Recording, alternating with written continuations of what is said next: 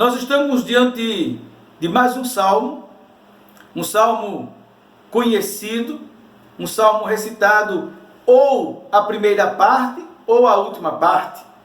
Provavelmente você já ouviu, cantou ou até proclamou a primeira parte deste Salmo 40, que diz: esperei confiadamente no Senhor e Ele se inclinou para mim. Ou você já deve ter dito: eu sou pobre e necessitado, mas o Senhor cuida de mim. Com certeza esse salmo conhecido, este salmo riquíssimo em informações para a nossa vida, é um salmo que nos enche a alma, que nos enche o coração. É neste salmo, Salmo 40, que nós vamos estar meditando neste dia. Não nele todo, nós vamos dividi-lo em duas partes, porque ele pode ser dividido em duas partes. A primeira parte vai do verso 1 até o verso 10, e a segunda parte vai do verso 11 até o verso 17. Este salmo, Salmo 40, ele foi escrito por Davi. Nós não sabemos as circunstâncias, nós não sabemos o motivo pelo qual Davi escreveu este salmo, mas ele nos dá algumas indicações, ele nos dá aqui alguns sinais.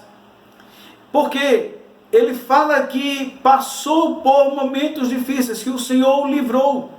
Então parece-nos que Davi está olhando para trás e vendo tantas situações difíceis que ele passou, e aqui ele então começa a louvar o nome do Senhor.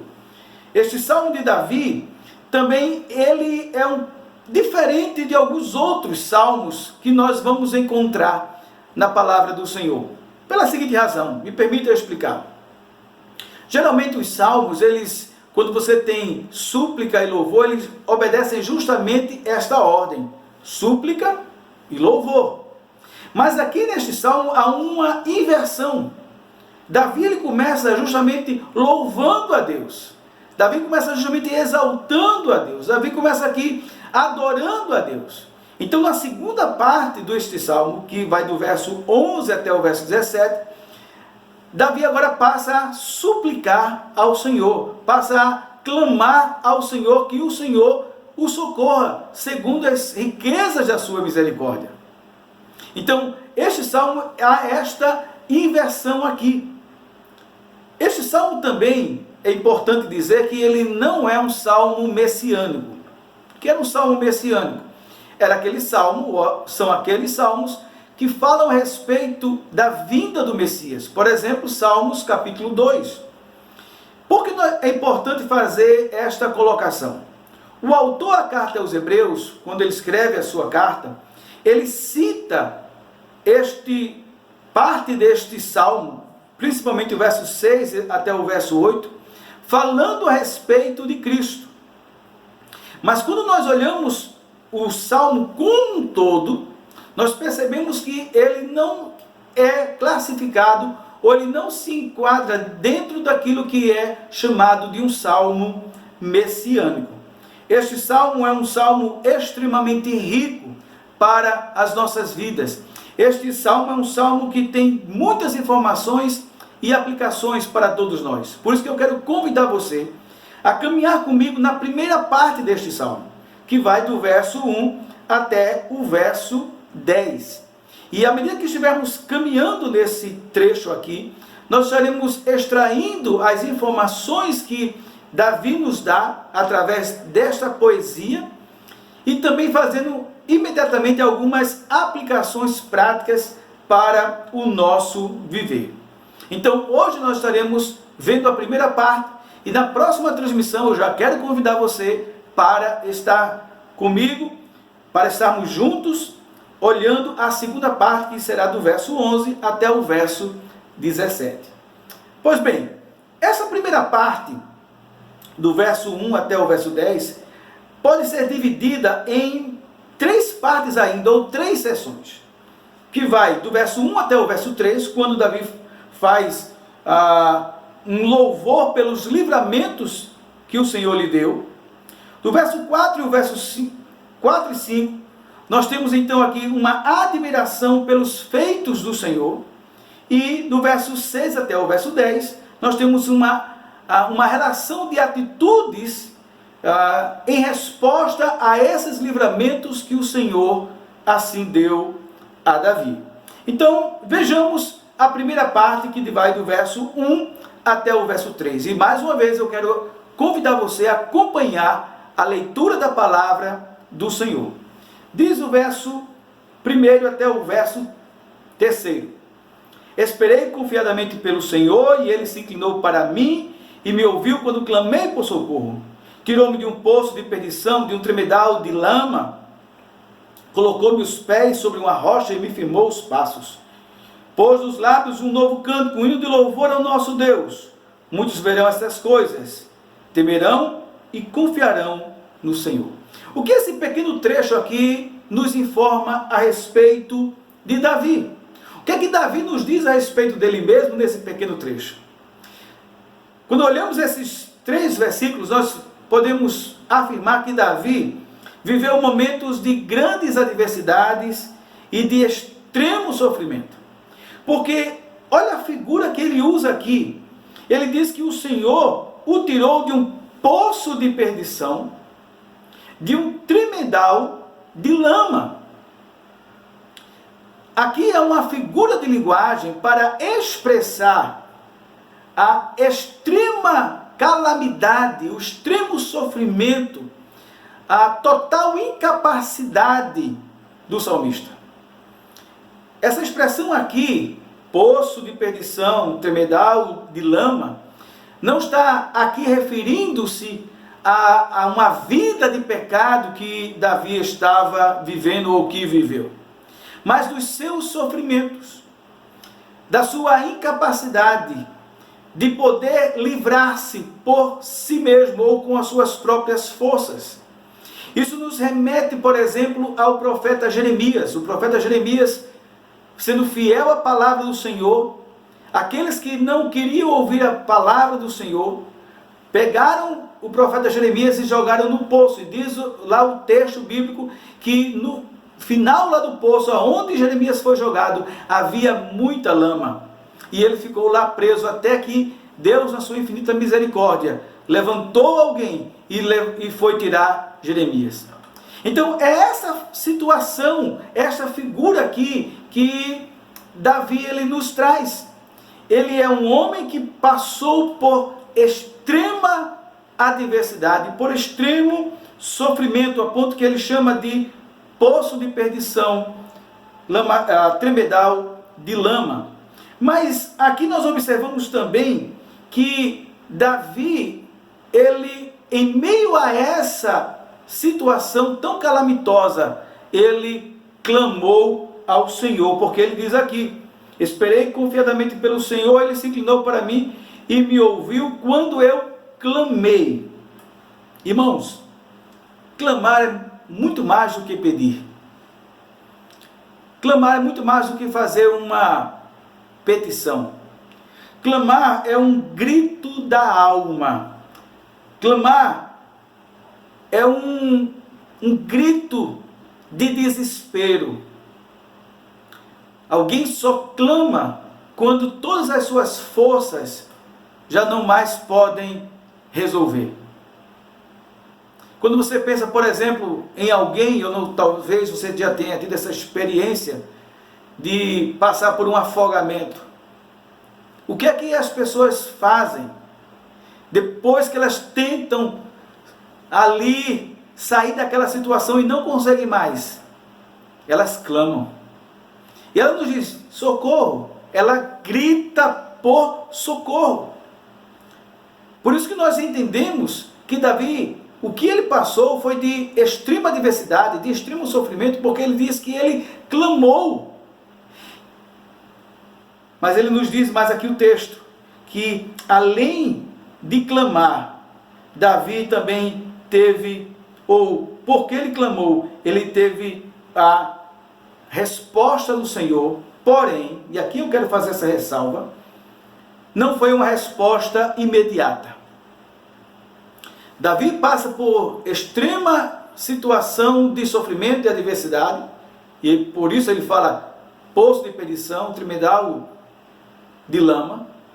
Por causa da situação, ele clama ao Senhor, é um grito que sai da alma, e o Senhor o responde, mas não responde imediatamente.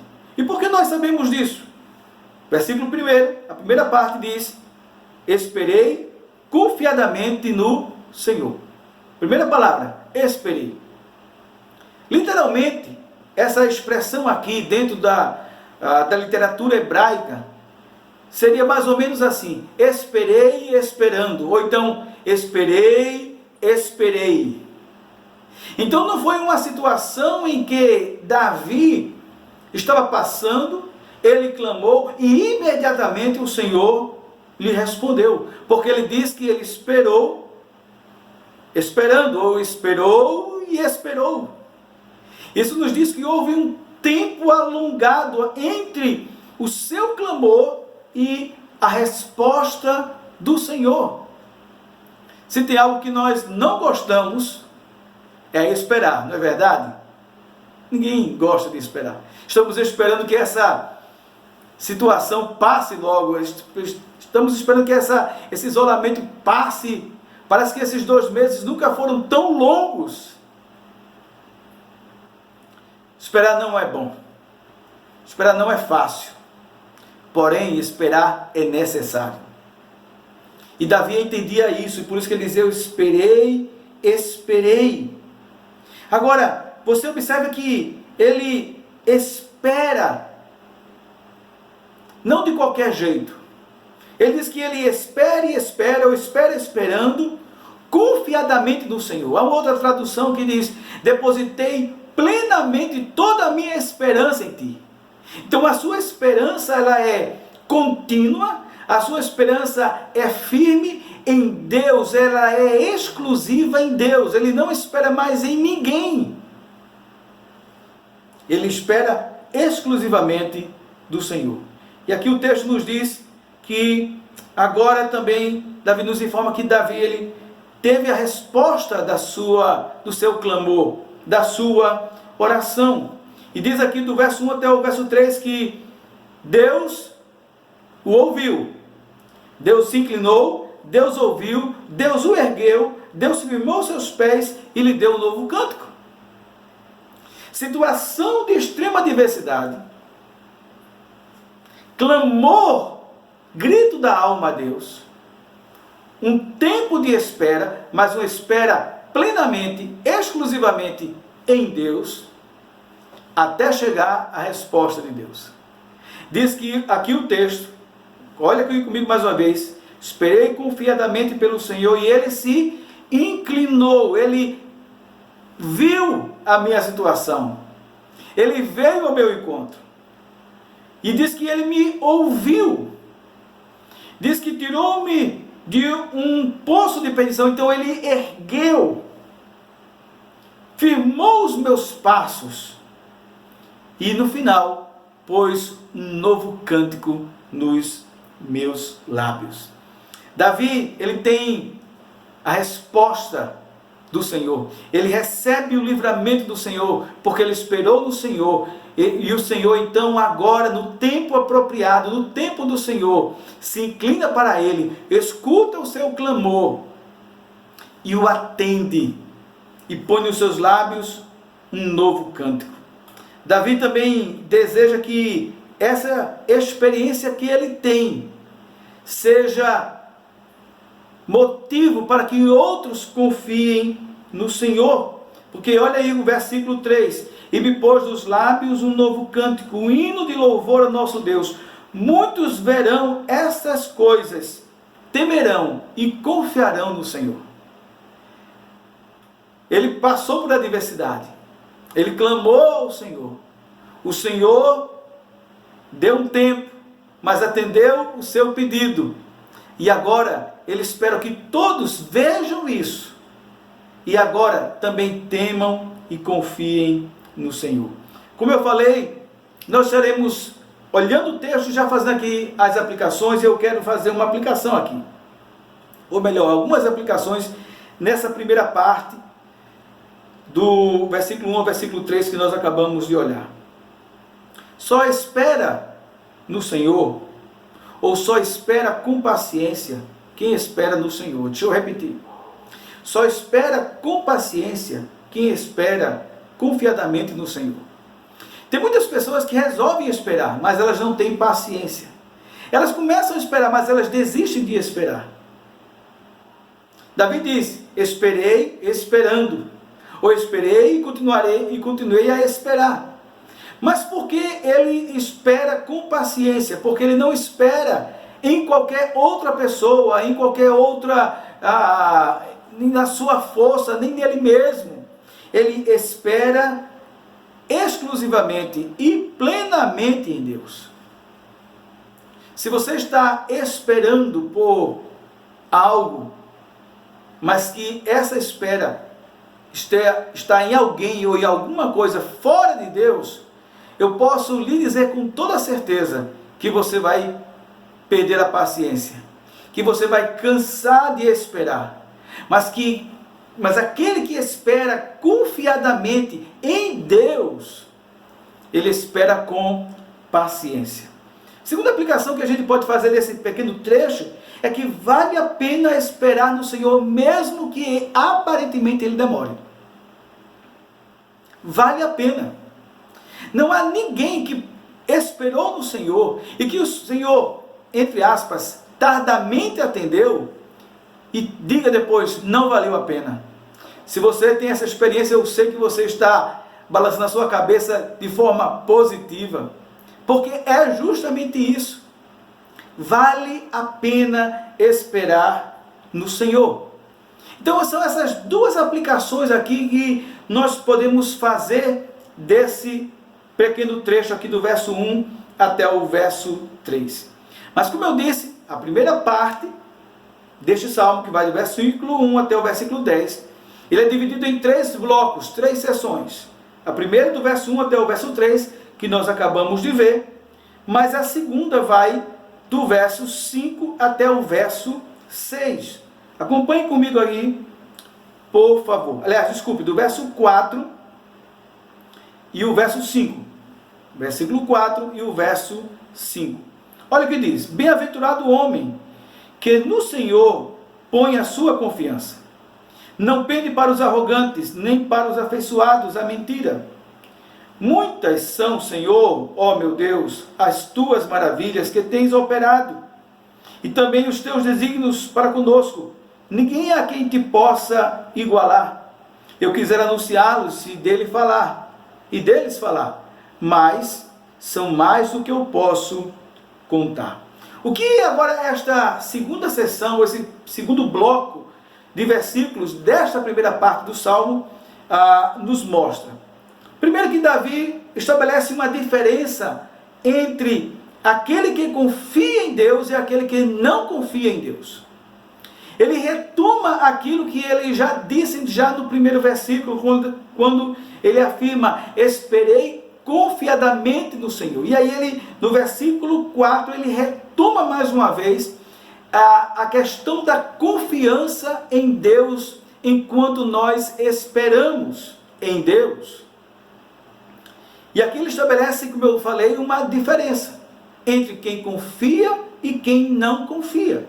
E ele diz aqui, versículo 4, bem-aventurado, ou seja, feliz. A tradução a King James diz assim: é extremamente feliz, ou é felicíssimo. Quem? Quem é rico? Não. Quem não é acometido de nenhum mal? Não. A quem goza de plena saúde? Também não. Que tem longos dias de vida? Também não. Quem é feliz? O texto diz. Quem é extremamente feliz? O texto diz: aquele que no Senhor põe a sua confiança. Davi divide aqui entre aqueles que confiam no Senhor. Aqueles que confiam no Senhor são extremamente felizes. Aonde você tem colocado a sua confiança? Aonde você tem colocado ou depositado a sua esperança? No governo? Na economia? na ciência, em você mesmo, então saiba que você é uma pessoa infeliz. Porque tudo isso não traz segurança. Tudo isso não dá firmeza ao coração. Davi diz aqui que bem-aventurado é aquele que confia no Senhor. E a segunda parte, então, ele vai agora para aqueles que não confiam. Diz assim: e não pende os arrogantes, e não pende para os arrogantes, nem para os afeiçoados à mentira, ou seja, aqueles que se agarram nos ídolos. A ideia aqui de afeiçoados à mentira é justamente os ídolos. Por quê? A palavra de Deus nos diz que ele tem, os ídolos têm olhos, mas não veem, tem boca, mas não falam, tem pés, mas não andam. É uma mentira. Então aqueles que depositam a sua confiança, a sua esperança nos ídolos, na mentira, esses são infelizes. Esses não têm segurança. Mas quem são felizes? Quem é que tem segurança? Aqueles que confiam no Senhor. Davi está pegando a experiência que ele teve e está chamando a outros a também a confiar, a esperar confiadamente no Senhor. Mas nesse também trecho, irmãos, Davi reconhece que Deus socorre, não apenas socorre, mas também Deus faz maravilhas em seu favor e em favor do seu povo. Veja aqui comigo o versículo 5. Muitas, Senhor Deus meu, muitas, Senhor Deus meu, são as maravilhas que tens operado, e também os teus desígnios para conosco. Ninguém há que possa igualar a ti. Eu quisera anunciá-los e deles falar, mas são mais do que eu posso contar. Davi, ele está agora admirado. Davi está agora extasiado em ver as maravilhas de Deus, em ver os desígnios, os caminhos, os decretos de Deus. E Davi, ele está tão admirado com esse Deus que não apenas o livrou, mas que opera maravilhas, não apenas para com ele, mas também para com o seu povo. Porque ele vai dizer aquilo que o Senhor tem feito conosco. Conosco quem? O povo de Deus. Ele está tão admirado, que ele diz que são tantas maravilhas, que ninguém pode ser igual ao Senhor. Não há ser neste mundo que possa ser comparado a Ele. Ele é inigualável. Ele é maravilhoso. E aqui Davi, ele está tão admirado, que ele diz que quer então proclamar, ele quer anunciar.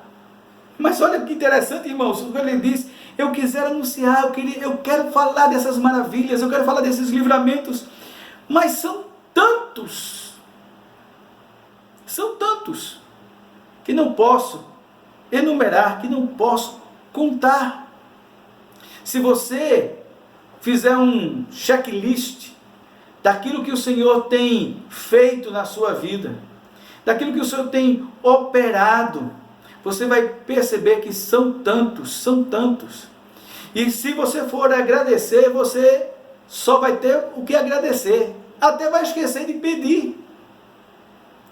Quantas bênçãos, quantas são recebidas da divina mão, uma dize-as de uma vez, e hás de ver surpreso o quanto Deus já fez. Você vai ficar como Davi, maravilhado com o seu Deus.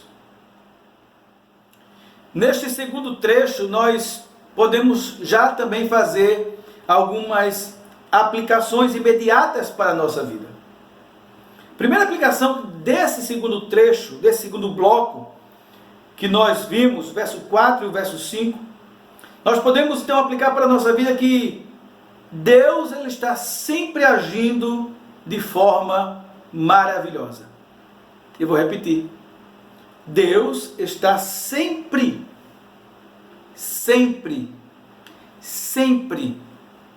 agindo de forma maravilhosa. Quando Deus age de forma, por exemplo, extraordinária da nossa vida, quando, por exemplo, há algum milagre, é Deus agindo. Mas quando também está acontecendo, entre aspas, nada, aparentemente nada, está tudo correndo normalmente, ordinariamente, é Deus agindo. Quando Deus manifesta a sua justiça, o seu juízo, para a sua glória, Ele está agindo. Mas também Ele pode manifestar a sua bondade, é Ele agindo. Quando Ele nos cerca de bens, é Ele agindo. Mas quando Ele nos permite também passar privações, é Ele agindo. Quando Ele nos abençoa e nos honra, é Ele agindo. Quando Ele nos humilha, também é Ele agindo. E sempre agindo para o nosso bem e para a glória dEle. Deus sempre está agindo, irmãos, de forma maravilhosa. E é isso que nós precisamos ter em mente. Davi percebeu isso. São muitas, Senhor, meu Deus, as maravilhas que tens operado. Não há ninguém que se possa comparar a ti. Eu quero contá-las, e aqui tem a segunda aplicação. Só quem contempla as maravilhas de Deus agindo sempre, em todas as circunstâncias, deseja proclamar isso. Quando nós começamos a contemplar a Deus, nós ficamos admirados com Ele. E quando nós ficamos admirados com Deus, nós queremos falar dEle. É isso que aconteceu com Davi. É isso que deve acontecer com a minha vida e com a sua vida. Admirarmos o nosso Deus. Nós admiramos tantas coisas, não é verdade? Admiramos tecnologia, admiramos pessoas, admiramos até a criação, e às vezes até esquecemos de adorarmos o Criador. Admirarmos o Criador. É importante nós contemplarmos a Deus, contemplarmos a sua beleza, manifesta na sua bondade, na sua justiça, no seu amor, na sua graça, na sua misericórdia, na sua longanimidade, na sua presença, no seu poder, no seu conhecimento.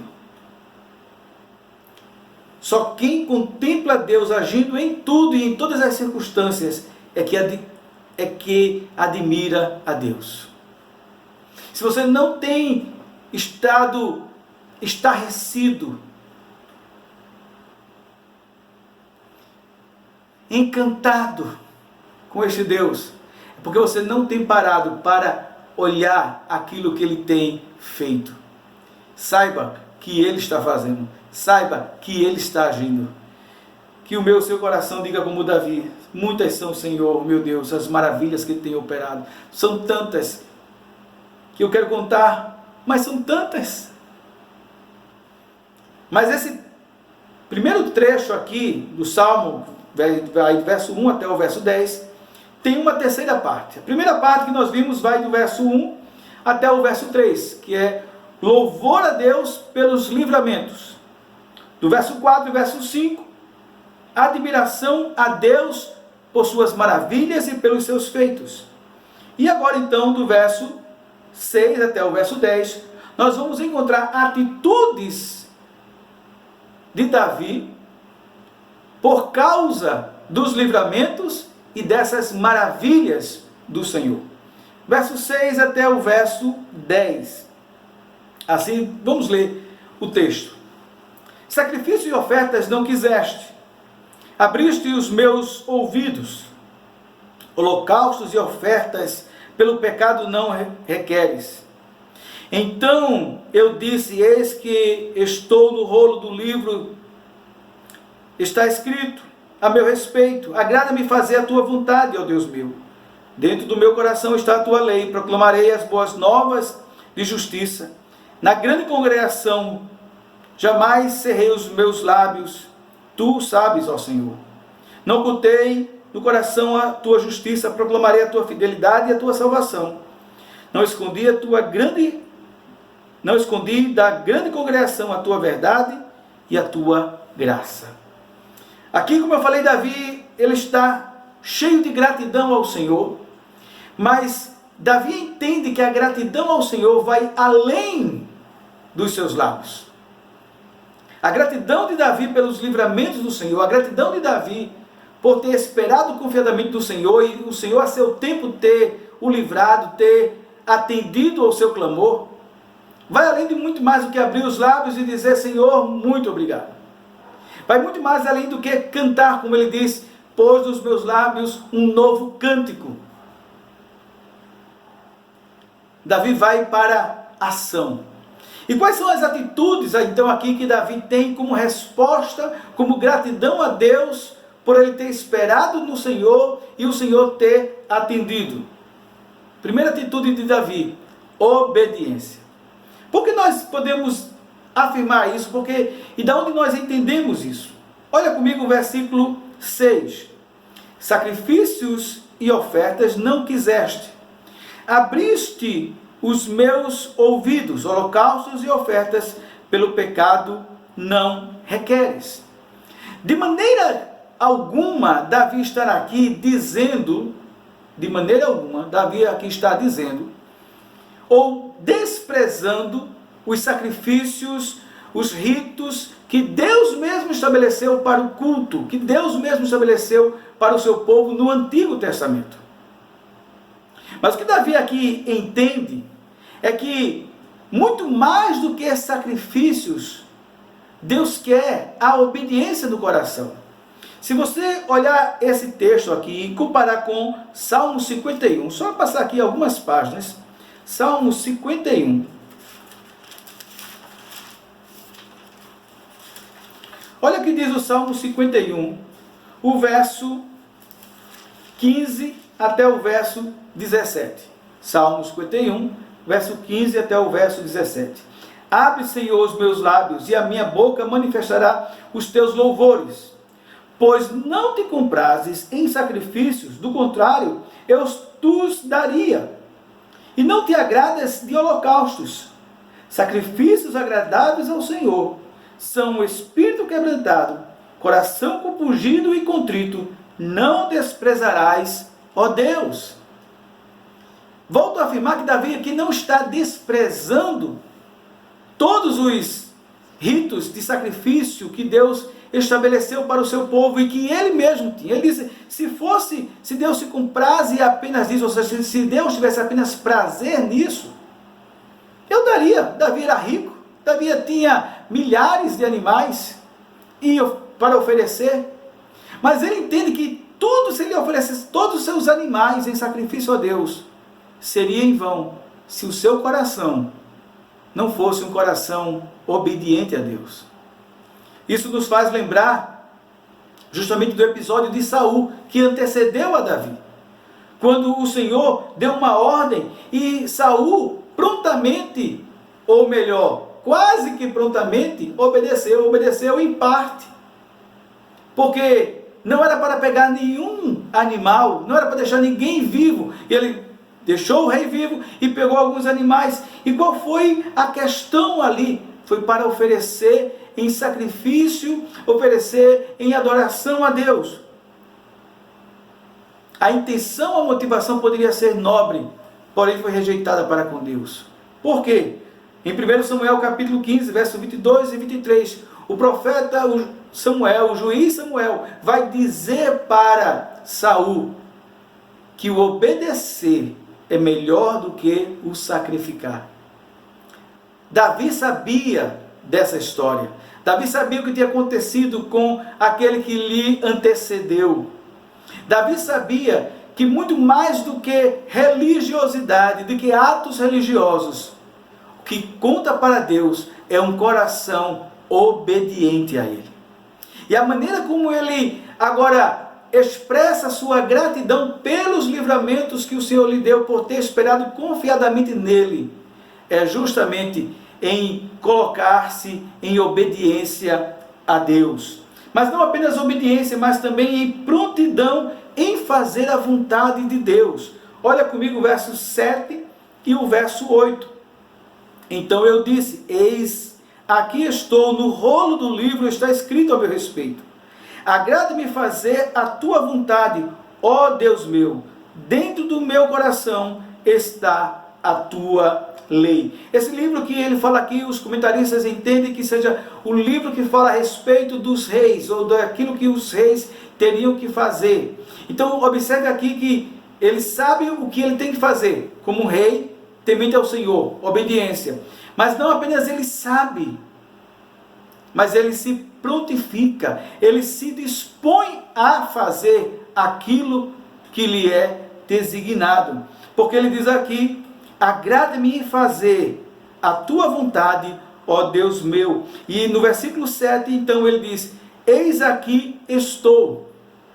Isso nos lembra quem? O profeta Isaías, que depois de ter visto, contemplado lampejos da glória do Senhor, caiu como morto. Mas pela graça de Deus foi purificado e ouviu depois disso a voz do Senhor dizendo: a quem enviarei? Quem há de ir por nós? Qual a resposta de Isaías? Nós sabemos: eis-me aqui, envia-me a mim. É a mesma coisa que Davi está dizendo: Senhor, eu sou grato a ti.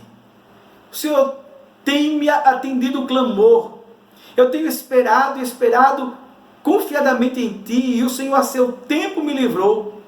O Senhor tem feito tantas maravilhas, tantas que eu gostaria de contar, mas são mais do que eu possa contar. Por isso, Senhor, em forma de gratidão, eu estou aqui para te obedecer, para fazer a tua vontade.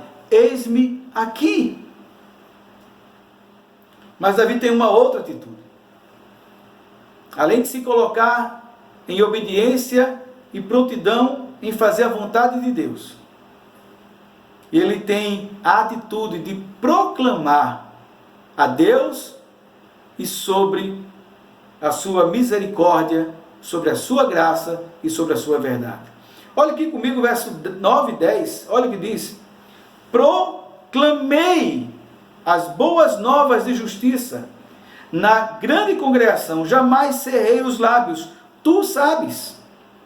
Não ocultei no coração a tua justiça, proclamei a tua fidelidade e a tua salvação. Não escondi da grande congregação a tua graça e a tua verdade. Davi, ele não consegue ficar só no seu coração.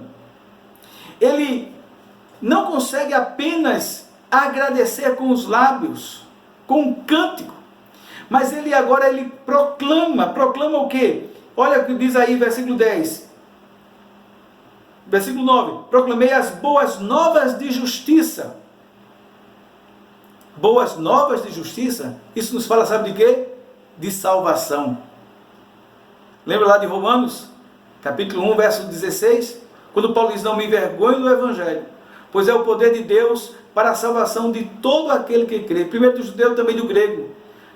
Visto que a justiça de Deus se revela pela fé, como está escrito: o justo viverá pela fé. Justiça ali que Paulo fala é a justiça salvadora. É isso que Davi está dizendo aqui: proclamei as boas novas, evangelho de justiça. Então, proclamei a tua salvação. E ele vai dizer justamente isso no versículo 10: proclamei a tua fidelidade e a tua salvação. Voltando para o versículo 10, a parte inicial: não ocultei no coração a tua justiça. Versículo 10: não escondi da grande congregação a tua graça e a tua verdade. Ele não ficou para ele proclamou, ele anunciou a justiça salvadora de Deus, ele anunciou a graça de Deus, ele anunciou a verdade de Deus. E aqui, irmãos, nós já podemos fazer aqui algumas aplicações também para a nossa vida desse pequeno trecho aqui. Porque quando nós olhamos para essas atitudes de Davi, nós podemos trazer aqui algumas aplicações. E a primeira aplicação é que os nossos atos religiosos só tem valor se for acompanhado de um coração quebrantado perante Deus. Há muita gente que se engana nos nossos dias, porque o simples ofertar, ou ser fiel nos dízimos, ou por frequentar, ir aos cultos regularmente, isso é algo que muitas vezes, algumas pessoas usam até como moeda de troca para com Deus, como se Deus fizesse alguma barganha, algum acordo conosco. Então, muitas vezes são como aqueles fariseus: ah, Senhor, eu faço isso, aquilo, outro.